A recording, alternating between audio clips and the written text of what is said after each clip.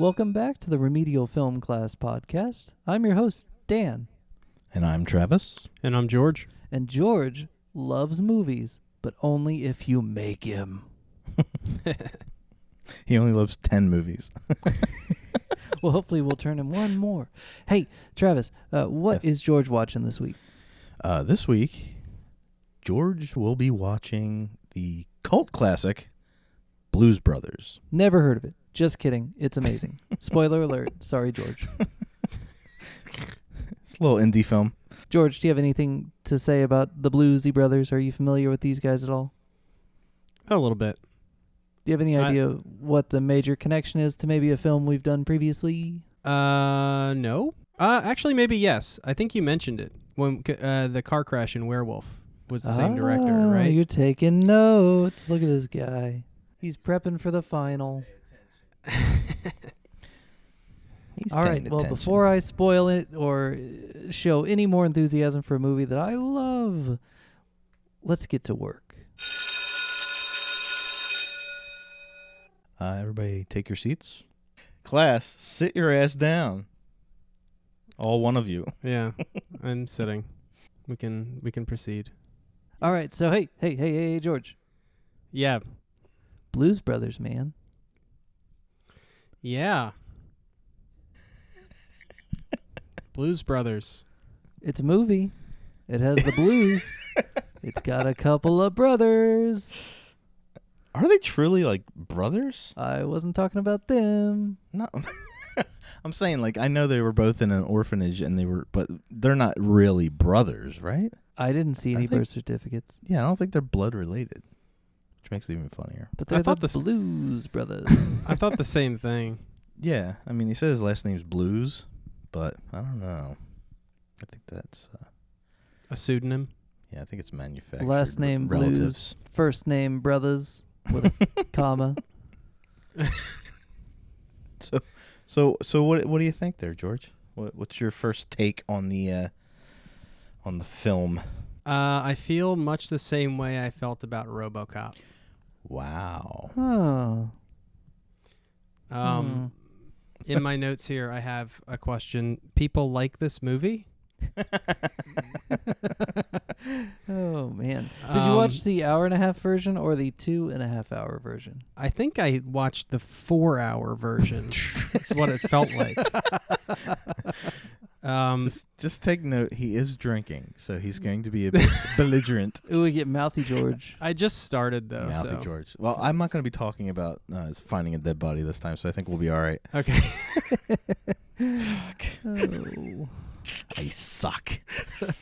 Oh, man. Okay. Well, I guess we'll just throw our notes away. You should try to work the dead body story in at some point. To every story? Yeah, to every movie? Just be like, since you bring it up, I found a dead body when I was 14. Oh, George, you hurt my heart, man. Turns out it was blown up by Carrie Fisher and left in the cemetery. That's another note I had. Princess Leia is in this movie. Princess Leia. Occasionally. Yeah, she's in it a bit. Love it. Like right before Empire. It's after Star Wars, before Empire. Really? Yeah, so she's famous. Nice. Which makes it better. So, George, you mentioned that it was directed by the same guy that did Werewolves. We talked about that during the Werewolves episode. Yes, which I loved. It's also based on a Saturday Night Live sketch, so it's kind of a Wayne's World-y kind of thing. Wayne's World. It is, isn't it? Yeah. So kind of satire again? You just don't get satire, do you? No, I get it. No, I get it. It's Wayne's World before Wayne's World was Wayne's World. Sure. Actually, all right, so I was thinking about it a little bit. And there are movies that are satire and they're like slapstick and they're over the top. Like movies like Airplane. Yeah. Right? Top Or Secret. like Vacation or those types of movies where, they set the tone right away. This is going to be an hour and a half of this, so strap yourself in. Skit after skit. And that's how Wayne's World was. Right. Like it was, you knew right from the start they're not serious about this. Same thing with all the other movies that I It mentioned. sounds like you're about to tell us that you thought that Blues Brothers was going to be really serious. And it took you a while to catch on to, oh, wait, this might not be so serious. No, He does like a good tragedy. And this one was a tragedy. Holy shit. Yeah, but this one, I don't know. Like, All right, well, let's get into why people like it. yeah, sure. School Okay. me, because that's so why I'm here. For me, because it's I don't want Let to say me it's, guess. it's not It's before nostalgia. my time. No, it's not before. It's kind of before my time, but it's not. Like I was 5 when this came out, so Okay. it was out a bunch before I even saw it. I think I wound up catching it on cable or whatever. But there's no nostalgia there. That SNL skit was way before me. You know, my SNL is more like Eddie Murphy, Billy Crystal, you know, all Dennis Miller, all those guys.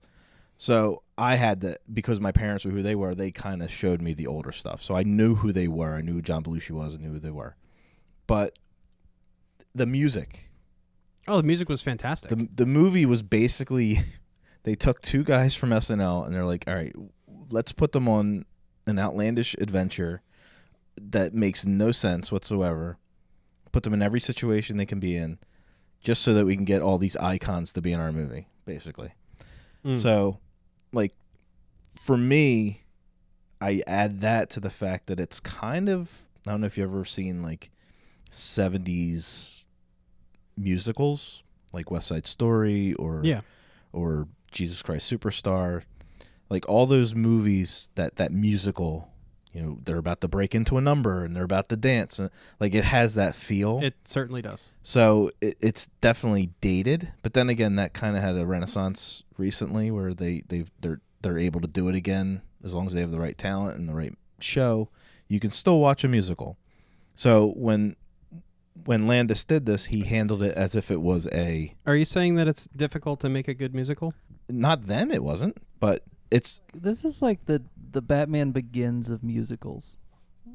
Yeah. Where it's just a little more grounded than the standard. Like, the dude's still jumping off of rooftops and dressed like a bat. Right. But, like, he's it's got grounded a in reality. reason now. Yeah, it's like tethered to reality. It's not grounded, but it is somewhat tethered. Not allowed to fly. Right. I definitely had a lot of Jesus Christ Superstar moments while watching it. Mm-hmm. Because I love the music in that show, but it is outlandish. A bunch of people get off of a bus in the middle of the desert, and all of a sudden they're performing the Passion of Jesus. Well, thank you for ruining Jesus Christ Superstar for me. I think you know the story. Spoiler. How does it end? I don't know. It's uplifting.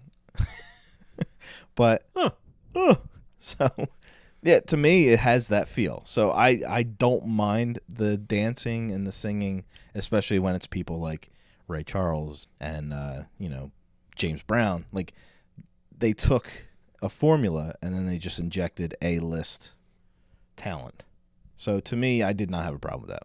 I like to juxtapose this with something like The Wiz, which is another musical, right? Like, I can watch this one and kind of pick it up and drop it, and it can be background noise or it can be the main entertainment. The Wiz is one that I like and kind of comes from the same era, but the acting's a little better from the musical talent, if you ask me, in The Wiz.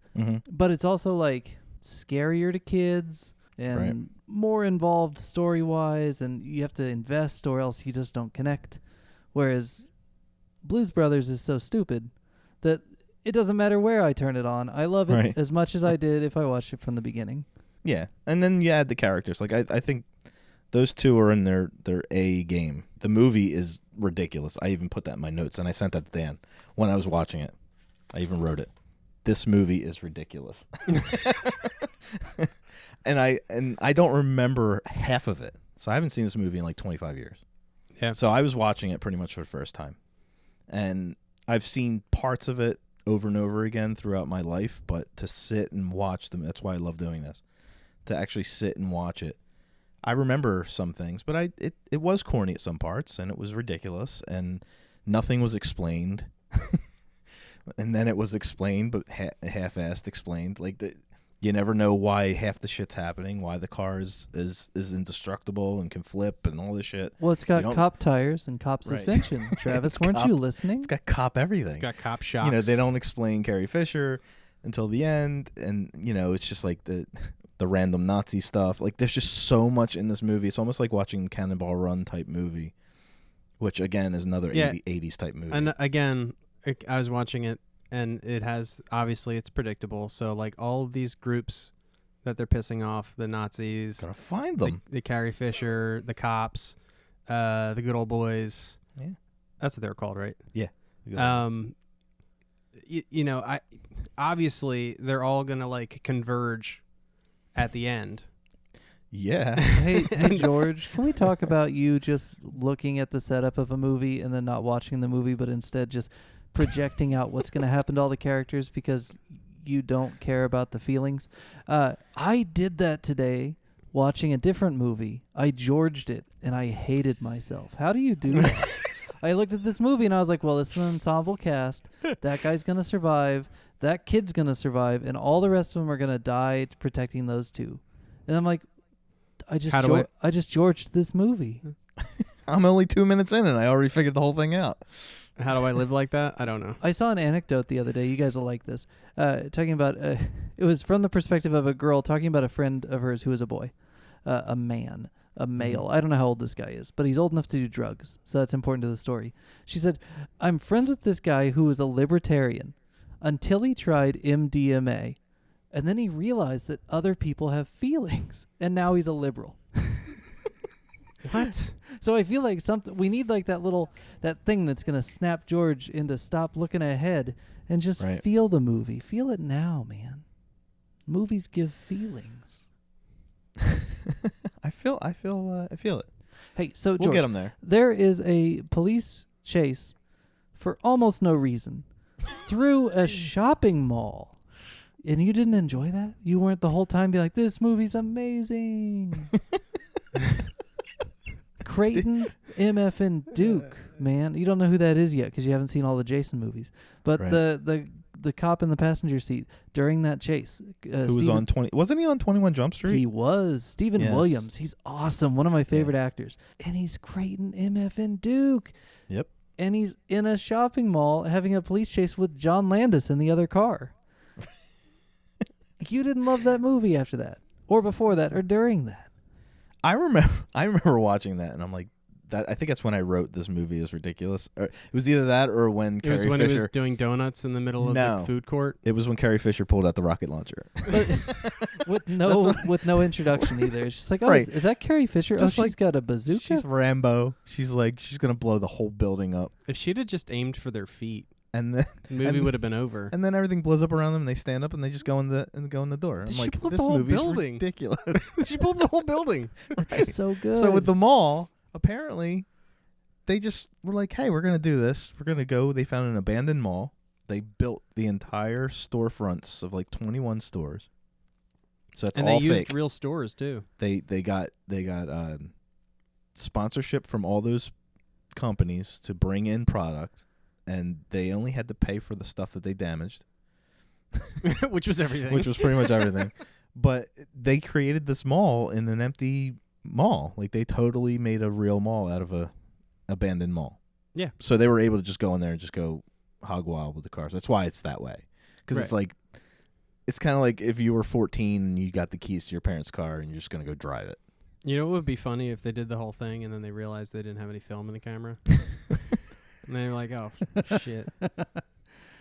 I think it's probably a measure twice, cut once situation with the crew. You hope that there's some redundancy. But when your director's in one of the cars getting dragged around by a camera truck for a good majority of it upside down, you have to assume there's some redundancy there. I think he would have enjoyed it more if he had a frame of reference. Like the Smoking the Bandit movies and Cannonball Run, like all these movies that were from the 70s and 80s where it was basically just... I thought the car chases were kind of reminiscent of like Dukes of Hazzard or something like that. But if you watch a movie like Smoking the Bandit, it's basically no story and it's just a cop chasing this guy in a black T-Bird. Okay, so I wouldn't like that either. I think you would love it. But it's a classic because of the characters and whatever, and the situation. You don't sit there and go, this would never happen in real life. Like, it's just, that's what makes it satirical, because it's almost like this movie is a parody of an action movie with 2 SNL skit guys in it. Like, it's ridiculous. Like, I keep saying it. Unlike the second half of Hot Fuzz.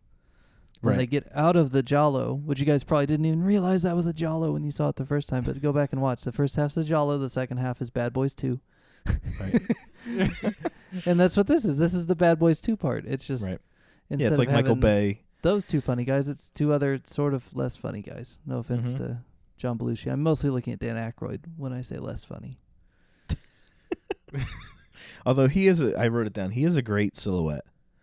Like, when they were in the church and I'm looking at him, I'm like, that whole thing where they're just kind of standing there watching, and then when they cut to them, they are true caricatures. Like, they I guess because they're iconic now, kind of like Jay and Silent Bob, where at the beginning you didn't realize what they were going to be, but now that I know 35 years later, when I look at it, I was like, it's like iconic every time they're together in a scene. Like, I've seen them in statue form, action figures, like, over years and years and years. He's good at that. He created a brand, with these characters. They are a brand. Mm-hmm. And he's done that with Ghostbusters. He's kind of a brilliant person. Yeah, I mean, there's no doubt that, I knew what the Blues Brothers looked like before I watched this movie. Like, there's no doubt that I knew, who they were.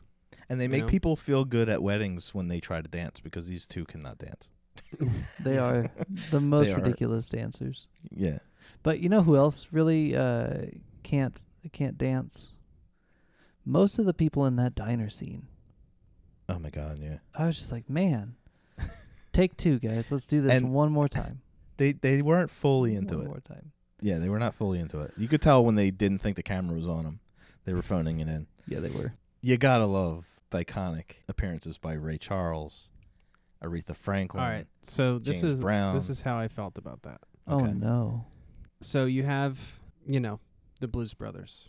Actually, I kind of came to this after you told me that after I realized that this was an SNL skit before it was a movie, because I had forgotten that, and then you told me, and then I was like, oh, this is all coming together now. Are you going to say that there's no actual blues in this movie? No. No, what I'm going to say is that we had a great SNL skit, and we want to make a movie about it, right? And it's the Blues Brothers, right? So in order to give this movie legitimacy, or rather just to show how great we are, let me blow my load, so to speak, and get all of these people, the Ray Charles and the John Lee Hooker and it was kind of what's the word I'm looking for? You want to say self-aggrandizing, but you're wrong. Yes. You're wrong. Most of them probably didn't even get paid to be in it. Like the thing that I think George needs for context is that when the SNL skit debuts, the blues are a dead art form. Mm. And so what happens is you get guys like John Lee Hooker and the amazing Matt Murphy, who's actually I like his acting a lot in this movie. He's fun. Mm-hmm. And then Steve Cropper and Duck Dunn, man. But they joined this project not because they're getting a paycheck.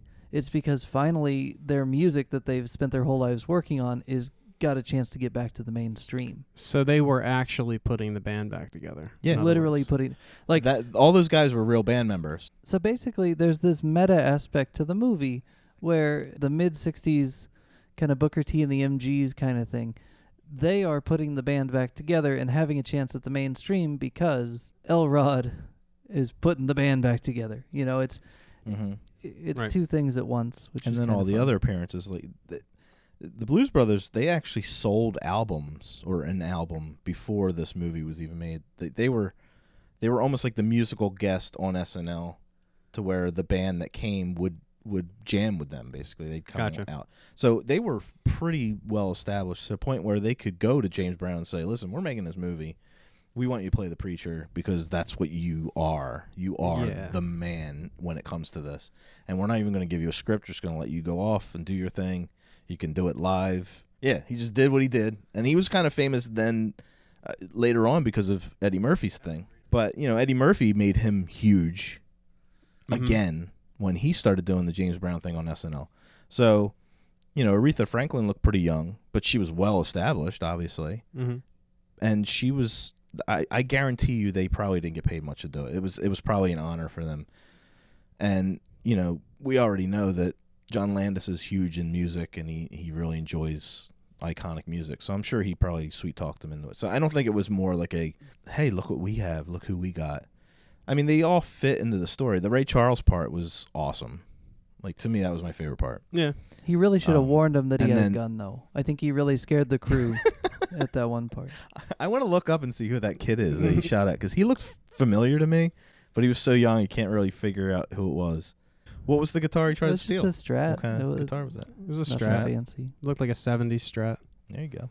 But then the Cab Calloway thing kind of plays into what you were saying about the blues. Now you have a guy who basically was from the 40s, 50s, and he's, you know, silver, gold. It would be golden like years. making this movie today and having what's his name from Chicago with the polka dots. Oh, on that'd his be guitar. amazing. They Buddy should Guy. do that. It'd be like having Buddy Guy do that role Oh, now. I would pay to see that. Buddy Guy, what are you doing, man? Yeah. Do you want to do a Blues Brother 3?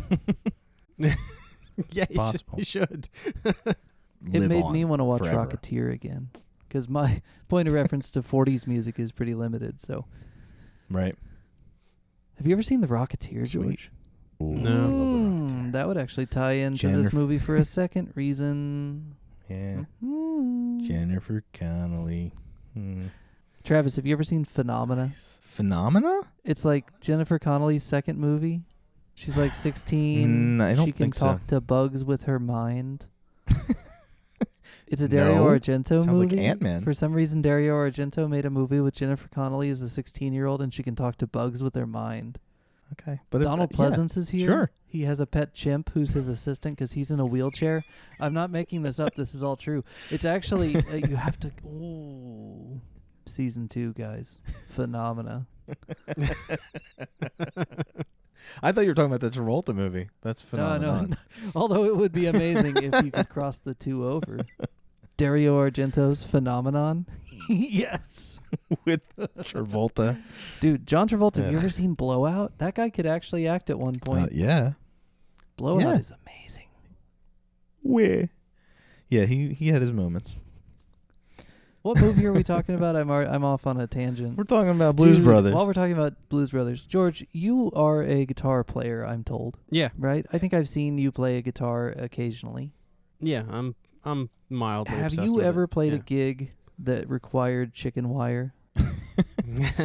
Have you ever played a No. gig that you Can't say wished that I you have. had the chicken wire? No. Do you play gigs? Because I've had at least 2 gigs that needed chicken wire.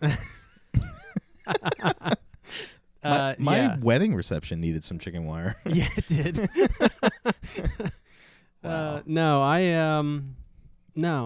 I mean, yeah, I play gigs. I never needed chicken wire. You're not playing the right bars, man. I Yeah, guess right. not. See, I had an instant Roadhouse like flashback when I was watching that scene. I was like, oh yeah, chicken wire. Nothing better than chicken wire in a band behind it with a bunch of drunks throwing shit at them. When we start our restaurant and bar, we'll put chicken wire on the stage. Absolutely. Yeah. And we'll electrify it. Get back, witch.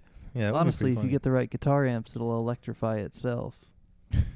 That's true. Actually, I could wire it, because another thing that I'm mildly obsessed with is modifying tube amplifiers.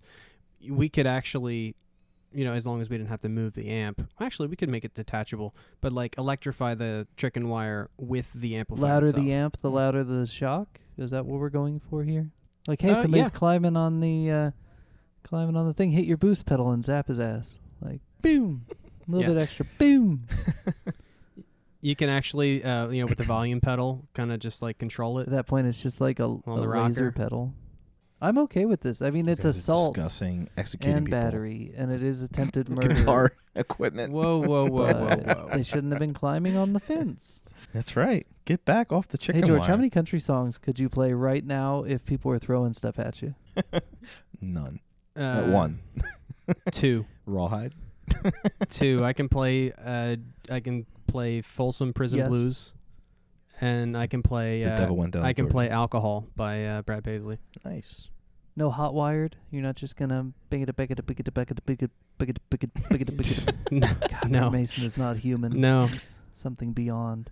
I was gonna say I'd like to play Hotwired, but I'm pretty sure if there was like an actual equivalent of the Predator, we wouldn't have Brent Mason anymore because they would have stolen him to try to adapt their guitar skills. Insert Predator noise. Wait.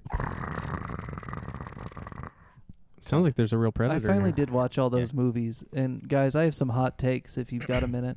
All right, here's the order from good to terrible of the Predator movies. Are you ready for this? Number 1, still the best. First half hour of part 2, then the fourth one, then the last. Which is Predators? The Predator is the fourth one. Oh, okay. Then the last like hour and 20 minutes of part 2. And then you've got like Street Fighter the movie, Batman and Robin, and then Predator 3, which is right. I didn't even finish it, guys. You know how long it's been since I watched a movie and didn't even bother to fast forward to the end because I just didn't care? That's the Adrian Brody one, right? What is wrong with him, man? So He's bad. a fine actor, So but the movies he gets in are just garbage. Yeah, it's terrible. Ugh. Well, since that franchise is one of my faves, we can discuss it one day, but not during Blues Buzz because I really have a lot to say about Predator. And it'll make this podcast really long because I have so many problems with what they've done. Travis, I invite you to stand by your man and save that for another podcast. So, George, we kind of touched on it, the connection to Wayne's World. Do you? I noticed it tonight when I was watching it that there's a lot of scenes in this movie that basically they stole for Wayne's World. Wayne's World was so much better. Wayne's World is much better. This movie kind of like was doing ludicrous things, like just ridiculous things. You know what I was entertained by? While Elwood is driving, Jake is just sitting there, straight-faced, talking about how he has to fix a cigarette lighter, not gripping the dash like he should be. Just totally cool. Cool as a cucumber. It's like when they're in the mall. And he's like, "Oh God, this place has everything." Yeah, exactly. Yeah, that was the other part that kind of felt like Wayne's World. Pier 1 in here. Yeah, So that I was entertained by that, and also at the end when they pull up in front of the tax office. And like the car just falls apart. Oh, that's finally. So good. It's a well coordinated effect too. I mean, that was not an easy thing to pull off, and they did it very well. And then he goes and visits Steven Spielberg inside. It's like, hey, Steven Spielberg. Right. Is that who that was? Yeah. I don't know what he looks like. So the other thing that was very Wayne's World was like when they went back to Elwood's apartment and they like he opened the door and it's like just a bed and a refrigerator. And everything's vibrating when the train goes by, like hard. To me, it had a lot of the same feel. But yeah, one was done better, more modern. I think if you would have seen this first, you probably would have appreciated the Wayne's World stuff even more because you were like, it's like an evolution of the thing, kind of. Right, because every SNL movie is pretty much the same formula. God. Take our guys and put them in situations. If they're funny, they're funny. How many more SNL movies are there? Well, there's Pat. It's Pat. You can skip that one. Skip that one. Night at the Roxbury. I love that one. It's so stupid. It's so stupid. Yeah, it's so stupid. I like the what's her name? The Catherine the Mary Catherine Gallagher the superstar. Yeah, Mary Catherine Gallagher. I like her. See, and I'd skip that one before I'd skip Night at the Roxbury. Okay. I don't think I ever actually watched the whole Night at the Roxbury. I was kind of... That's Steve Martin. No. Will Ferrell and Chris Kattan. Will Ferrell and Chris Kattan. What's this? Isn't there one with like Steve Martin that does I forget the character. They should have done a movie out of King Tut. I'd have watched that. Yeah, I mean, there's a few, but nothing on the same level as Wayne's World. Although, one thing Wayne's World was lacking, fascism. There just wasn't much of it. And this movie... I guess that gets almost a fair out of criticism, right field, I guess we'll say, instead of left field, come the Chicago Nazis. Or the Illinois Nazis. I was wondering what the segue was. I'm like, wait, oh, right. The random Nazis. I was wondering if, like, when the Nazis were brought up, if Dan was going to, like, fake stump and be like, when the Trump supporter, when the Nazis were on the bridge. Yeah, when the Nazis gather in Charlottesville. No, I like this movie's use of the Illinois fascists or the Illinois Nazi Party or whatever they go by, because they are so cartoonishly stupid, which is important. Mm-hmm. It reminds me to later Rat Race does a pretty good job of also just having the random cartoon Nazis pop up, and everybody in the whole world understands that these 20 guys are as dumb comes. Mm-hmm. I think one of the reasons nowadays you really don't see actual American neo-Nazis anymore is because movies like this even made them realize, oh God, we got to rebrand. Right. And then you get American History X, which totally is like a... Yeah. That was a movie. Yeah. Holy shit. But that's epic. I have seen that, and It's I a love great that movie. movie. So yeah, that's a serious version. Yeah. But I really liked the Well, Nazis that crashed their cars on top of each other in a giant hole. That's about right. If we've got to have Nazis in a Right. movie, I want them to pancake on top of one another in a giant hole. Absolutely. Do you think that there could actually be like swastikas in a movie nowadays? I'm sure. I you guess so. could. It would be interesting to see if you're like one of those companies pre-planning for the German market. Are we going to have alternate scenes where we have the Iron Cross Right. that we don't have to edit our movie? I don't really know how German censorship works. I know in video games it's a big deal. Oh, I was just talking about in the States. You can do whatever you want in the States, man. Shoot. You can do what you want. Shoot. I mean, not like can you, but like I think if it's... I mean, would- Indiana Jones had them all over Didn't the they place. just make a movie but where now- Adolf Hitler was a kid or something? I didn't watch it, but it was some kind of don't know. parody satire thing, just like last year, where it's like a little kid Adolf and Nazi youth. It looked horrifying. I didn't want to watch it, but I think it's like still happening. I'm thinking of Man in a High Oh, Castle. yeah. Okay. But that's like, again, that's something. It's almost like HBO. Like you gotta pay for that. That's not readily available. It's not for Right. public Is there consumption. anything but HBO anymore, though? I mean, besides There's HBO really and not. Netflix, there's no movies anymore. Thank you, COVID. Mm. And broadcast TV, I don't know that I've watched on purpose in 10 years. Yeah. You gotta like the creativity of some people with this COVID, though. I'm seeing a lot more online like Zoom movies and stuff where like the premise, even like murder horror movies where like people were zooming and then you see somebody on your Zoom get killed. That happened the other day in an elementary school In real life? in real life. Wait. I thought, the parent did it, right? Or Like the estranged boyfriend of the Right, mother right. killed the mother during Zoom Zoom class, class. and all the classmates had to hear the struggle. Guys, that doesn't make me happy. no, that's No. not good. That gives me a sad. I'm not But laughing at the situation. I- That's not. That gives me a sad. It's like he's like Yeah. he's emojiing Yeah. his entire life. That gives me. I have a care heart for that. What other movie combines the horrors and the comedy of stupid Nazis, the asinine nature of county taxation, and the warning level system from the Grand Theft Auto games? Schindler's List? Bad Boys 2, maybe? Oh, Bad Boys 2. Do they talk about taxes in Bad Boys Boys in 2? the Hood. They don't have Nazis in Bad Boys 2 I either. don't think so. They just have the GTA warning level. Okay. Now, George, have you played Grand Theft Auto? Hey, yeah, a little bit. Do you remember when you get to 3 stars, 4 stars, 5 stars, 6 Yeah, stars back in yeah. like GTA 3? Mhm. Then the army shows up? Yeah. Yeah. Yeah, and then you got to put in your cheat code so that you can like, do weird stuff like. Does that put Shaun of the Dead in that category? Because at the very end, the military did show up. Is there taxation though? Well, the army always Yeah. shows up as the cavalry in these movies. That's true, Like yeah. the horror Why movies. are they taxing a Catholic institution anyway? I think the orphanage should be exempt anyway. What's I up with don't that?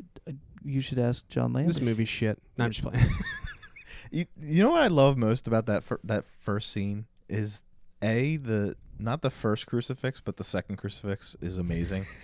Yes. And I want that thing. It looked like a real person. It looked like it's like a The one at the top of the stairs? No, not that one. In her room, when they walk in, against the wall is like a full size crucifixion, but it's like it's so lifelike. I was like, oh, that's awesome.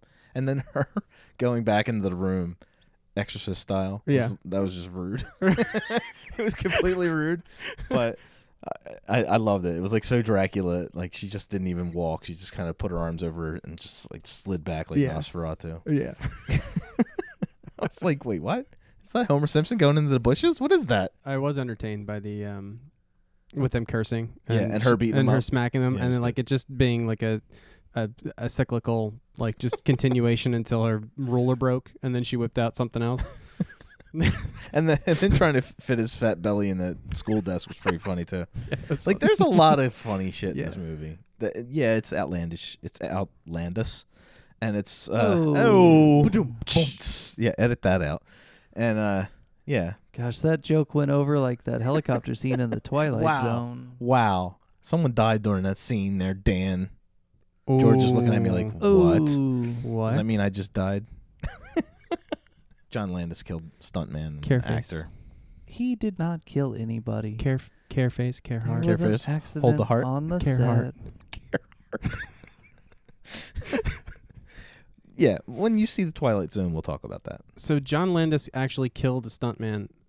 He didn't kill anybody, but the helicopter crashed during filming and killed Under Landis's direction. A couple of killed people. a couple actors and a stunt person, I think. Wow. And like a kid, like Yeah, not he got majorly sued. He hasn't really worked since then, but yeah. That sucks. But- that sucks. That does suck. Wow, You this know, is a here's the really thing. depressing episode. Here's the thing: Christopher Nolan had a stuntman die during Dark Knight Rises, and we still let him make movies. That's true. So I mean, stuntman. What was his stuntman doing? Stunts are dangerous. It was during the opening scene where they're flying around in the planes. He was a parachutist, and he hit a roof. He was aiming for not the roof. I'm sorry. I don't want to laugh at what you're talking about, but your delivery it's fair. is hilarious. It's fair because it's the way he's delivering it. He hit a roof feel and terrible, he was aiming for but I'm not like, a roof. He was aiming for not a roof. I'm gonna have to start a GoFundMe for his family to make up for this. Oh man! I'm sure you can get Steve Bannon to run it for you. Here we go. Oh man, I saw that headline. That's terrible. Postal Service arrested Guy's him, a man. creep. That's funny. So anyway, Blues Brothers. So I think the thing, George, about the Blues Brothers is we really kind of tested you here. Like, it's really not a strong narrative. Parts of the movie are almost unwatchably silly. Mm-hmm. But if you look back at this movie and if you revisit it any time or you pick up and watch just different scenes kind of disconnected from the rest of the movie, it'll weasel your way into your heart a little bit. It's never going to be an Oscar winner. Okay. But Princess But we fucking wanted to Leia's test in you a it, little and bit. she's blowing shit up. I mean, you can't beat that. That scene where she's reading the instruction manual to the flamethrower got me Right. giggling. I was like, oh my God, that lady, she's just going to do that thing too. And she kind of had a couple moments where she had a little sexiness going. But she was just so psycho. Yeah, I don't know. But there was like a couple times like, oh, she looks pretty good there. I always think she that. But So. she rolled she's by one of my that one first time crushes, so I kind of on a biased. bicycle, and she's like, "Hi, Highway." Jake. Hi, rocket launcher." I don't even have a gun. Yeah, that was another one where it's almost like the obsessive girlfriend. Yeah, I'm telling you, there's a lot of parallels you have to maybe go through again. Yeah. I mean, in a lot of ways, they're like sequels, man. They're like cousin movies. Yeah. Maybe it's kind of like an askew type thing where it's a universe, an Oh my SNL God, universe. Give me that universe where all the characters live Yes. in the same universe, and Stefan can tell me how it has everything. This is right. That's a great character. I love Stefan. Me too. Rest in peace, Bill Hader. He's not dead. It's not that. I mean, people are going to wait, his listen to this career is? years from Wait, now. what happened? So Right. no, he's on that show on HBO, the only network, Barry. Okay. That seems to be getting good ratings. So that skit is one of my favorite skits and also one of my wife's favorite skits on SNL. John Mulaney, I believe, was the writer for that skit. Okay. Yes. Okay, I don't know if you guys know this or not, but it doesn't matter because somebody listening doesn't know it.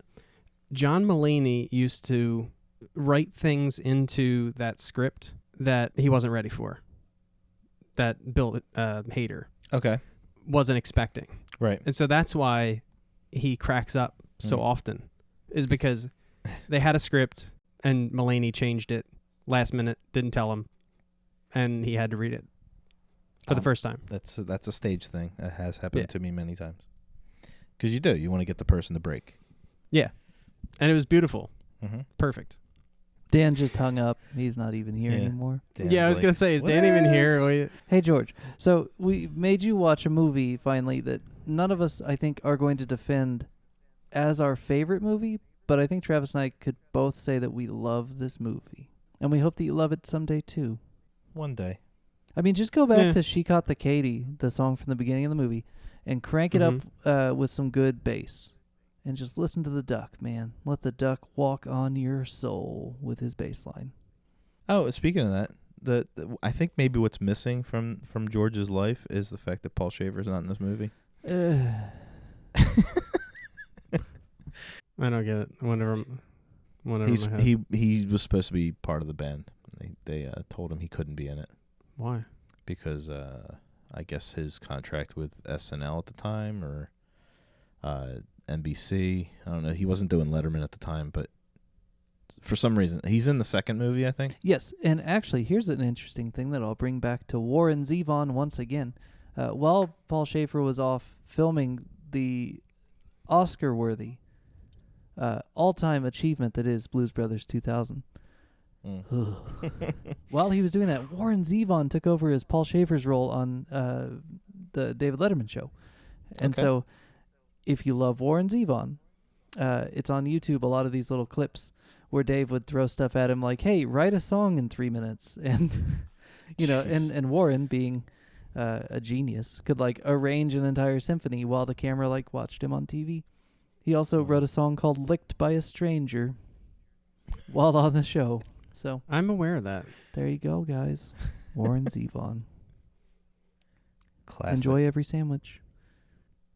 It's a reference. Hey, so George. Okay. Yeah, man. Who was your favorite musician in this movie? Who when they popped up on screen, you were like, oh, yeah, so glad they're in this. I think the most fitting, the way I would imagine the musician being, IRL in the wild, would be John Lee Hooker. Yeah, he's so good, man. Yeah. And he's right up my alley, too. Yeah, he just, his scene just nails it. There's a certain atmosphere to that's just like, this is the blues. Like, it's not the Blues Brothers right now. This is just the blues, the movie. Mm-hmm. Yeah. That part is excellent. That was a street performer, right? Yeah, right outside the diner, yeah. Yeah, it was awesome. I'm a Steve Cropper guy, and I love Duck Dunn. During the 90s, when they'd hit their, like, Blues Brothers is over and the blues still isn't back, period, when they were doing, basically, Booker T and the MGs became the backing band for every 90s celebratory retrospective festival. And so, like, the Bob Dylan 30th anniversary, it was like a 3-night thing with everybody from the 90s, including, like, Eddie Vedder shows up at one point and sings a Bob Dylan song. They were the backing band. And so every song, if you watch the DVD, is just Steve Cropper in his goofy shirt just killing it. Every song. Does he still have the beard? The beard is under control at that point, but he has a really long, very questionable ponytail. Playing a PV branded telly. Ew. Yeah. With a really ugly shirt. But him and Duck Dunn, excellent guys. Hella players. Word. And then George Harrison shows up and you're like, whoa, there's a Beatle. I didn't see him. Oh, this was on the Bob Dylan thing, not on the... Oh, on the Bob Dylan? God, George Harrison was in Blues Brothers. Wasn't 1980 mean enough to the Beatles? Do we really need to put George Harrison in? Pope John Paul II was in the movie. I noticed.